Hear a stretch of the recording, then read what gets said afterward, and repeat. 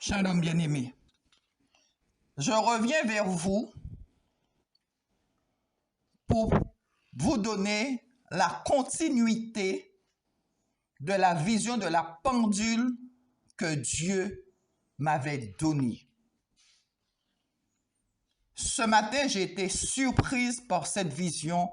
Il était 5h25 et je n'ai pas du tout dormi. En tous les cas, pas beaucoup.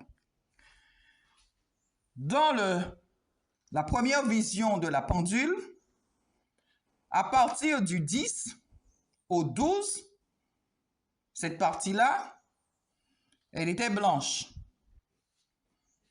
Jusqu'au-dessous, il y avait une partie un peu cisaillée.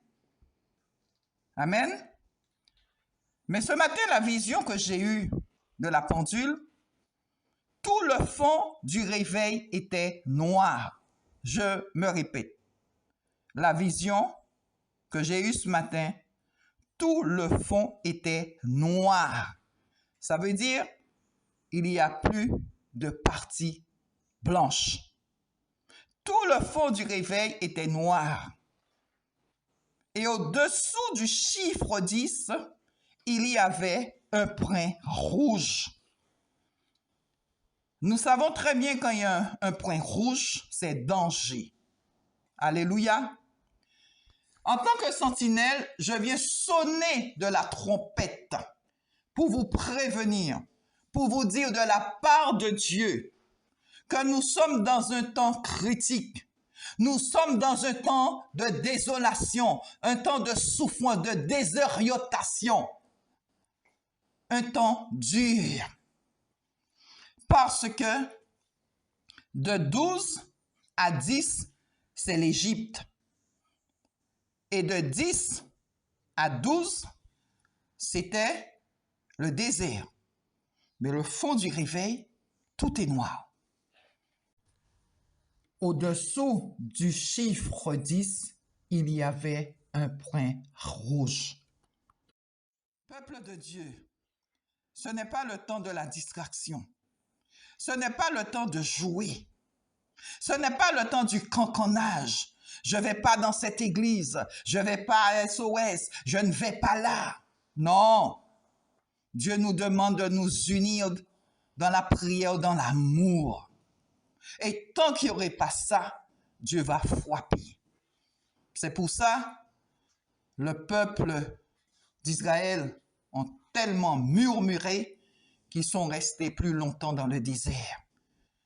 Ne soyons pas ce peuple à murmurer, mais au contraire, louons, adorons le Seigneur pour ne pas rester dans le désert à tourner en rond.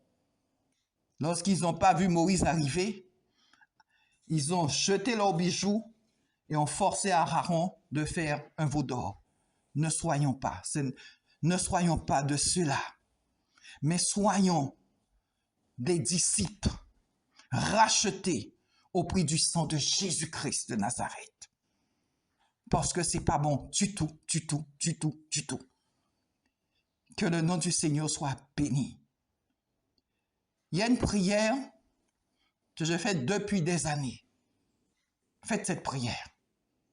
Dites au Seigneur, Seigneur, enlève autour de moi tout ce que tu n'as pas envoyé.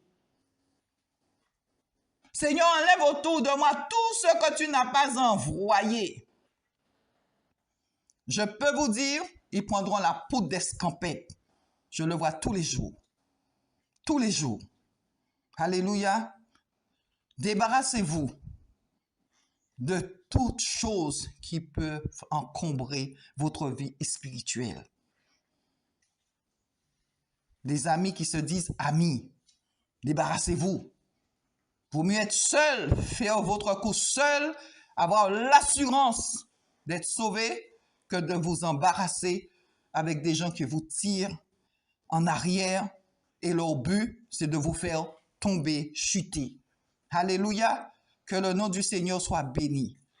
Je veux remercier tous ceux qui m'encouragent, qui prient pour moi, Merci pour vos prières, parce que ce n'est pas facile ce travail-là. Merci et soyez bénis. Je rajouterai aussi, merci à tous ceux qui ont aidé SOS Prière au cœur brisé.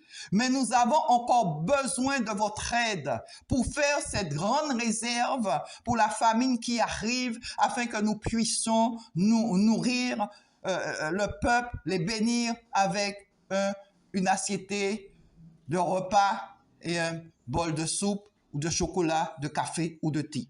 SOS Prière, nous n'avons pas ces moyens pour faire une grosse réserve. Nous comptons sur vous, sur votre amour pour le Seigneur, pour bénir le peuple qui viendront vers nous. Et c'est dans cet instant-là que beaucoup de païens vont accepter Jésus-Christ. Parce qu'ils seront tellement désorientés avec tout ce qui va se passer ailleurs dans la nation, mais aussi en Guadeloupe, tremblement de terre, tsunami, l'explosion de la soufrière. Ils n'auront pas le choix, ils auront un seul choix, c'est d'accepter Jésus. Que le nom du Seigneur soit béni. Shalom.